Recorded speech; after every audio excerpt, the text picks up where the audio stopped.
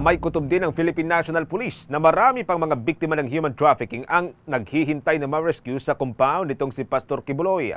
Ito'y matapos na ma-rescue ng pulisya ang dalawang mga biktima na matagal na raw na nakakulong sa naturang compound. Kabilang sa na-rescue ang 21 anyos na lalaki mula sa Samar na sinasabing ni-recruit ng tauhan nitong si Kibuloy at pinangakuan daw na mag-aral o pag-aralin sa may bahagi po ng Cebu. Nabatid na siya ay 3 taon nang hinahanap ng kanyang mga kapamilya. Narescue rin ng 53 anyos na babaeng mula sa Cotabato City na matagal na ring nakakulong sa Kingdom of Jesus Christ compound.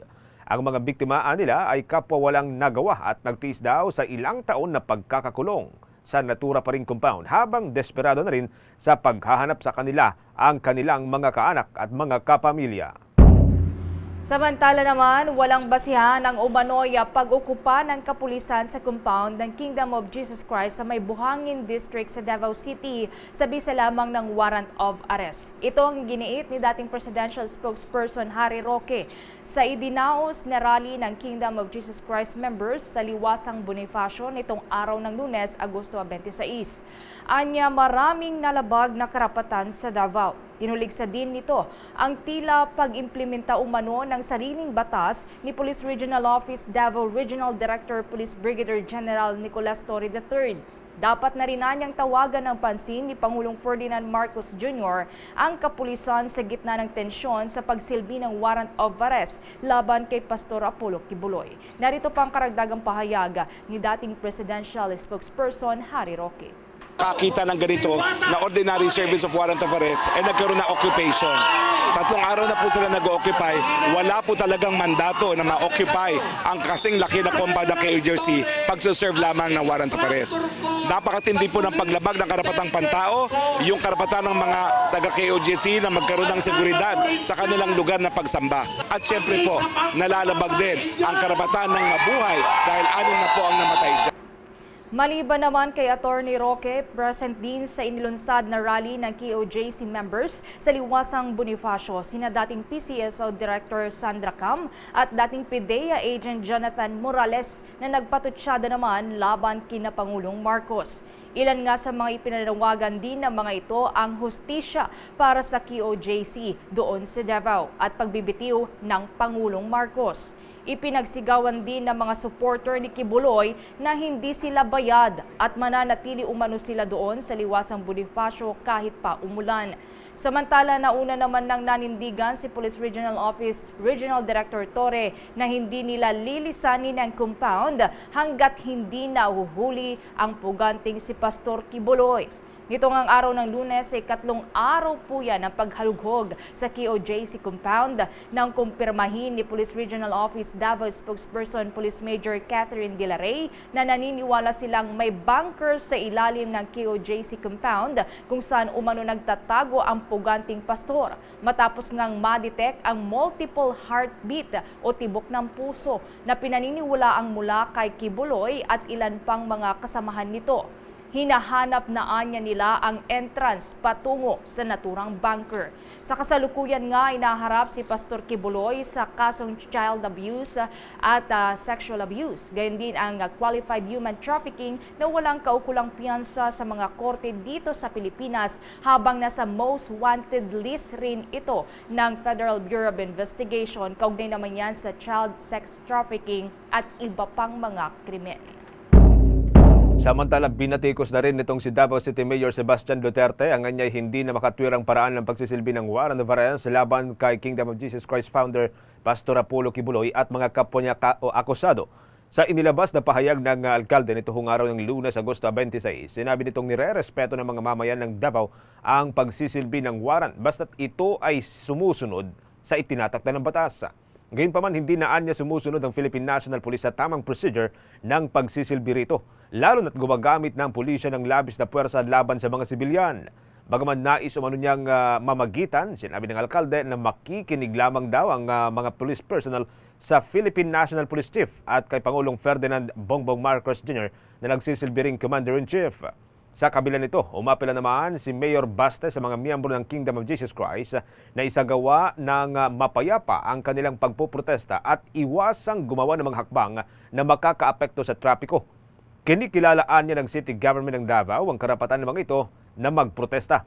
Sa huli, tinanong nitong si Mayor Baste ang Philippine National Police kung hanggang kailan nila planong manatili sa Kingdom of Jesus Christ compound at nakakaabalanaan niya ito sa mga motorista, mga negosyo at maging sa publiko.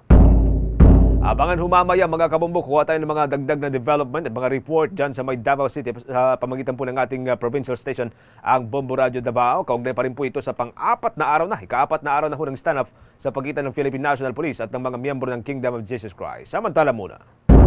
Sa iba munang balita, nagsama-sama ang leader ng iba't ibang partidong pampolitika sa ilalim ng Alyansa para sa Bagong Pilipinas upang suportahan ang Philippine National Police sa ginagawa nitong paghahanap sa wanted na si Pastor Apollo Kibuloy at kanyang mga kapwa-akusado.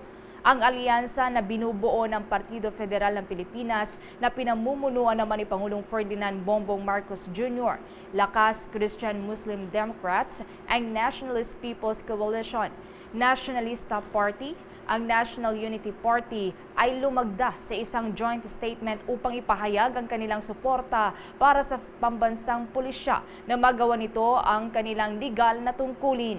Ang pahayag ay nilagdaan nga ni na Special Assistant to the President Secretary Antonio Ernesto Lagdameo Jr., Executive Vice President ng PFP, House Speaker Ferdinand Martin Mualdez, ang Pangulo ng Lakas CMD, dating Interior and Local Government Secretary Ronaldo Puno, ang Chairman ng NUP, at dating Senate President Vicente Tito Soto III, Pangulo ng NPC at Misamis Oriental 2nd District Representative Yevgeny Vicente Imano at gayon din ang siyang National Director ng NP. Iginit naman ng mga leader ang kahalagahan ng pambansang pagkakaisa at pagpapanatili ng kaayusan at pagrespeto sa karapatan ng bawat individual. Inilabas naman ng alyansa ang pahayag sa gitna yan ng umiinit ng tensyon sa Kingdom of Jesus Christ compound doon sa Davao City na pinasok ng mga kapulisan upang maisilbi ang warrant of arrest kay Kibuloy. Si Pastor Kibuloy nga at kanyang mga kapwa-akusado ay naharap sa kasong sexual abuse, child abuse at qualified human trafficking.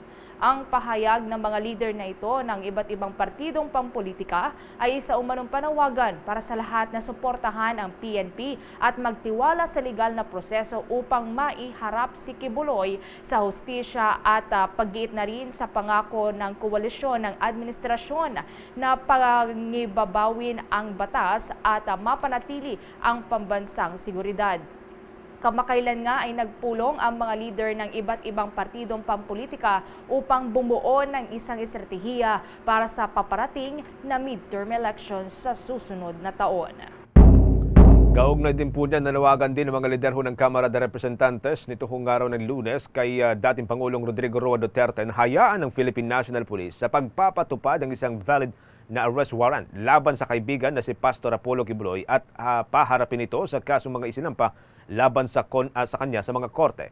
Ipinagtanggol ni na Senior Deputy Speaker Aurelio Gonzales Jr. at Deputy Majority Leader Judas Isidre ang lehitimong operasyon ng Philippine National Police sa Kingdom of Jesus Christ compound sa Davao City at hinikayat si dating Pangulong Duterte na igalang ang batas at tungkulin ng kapulisan.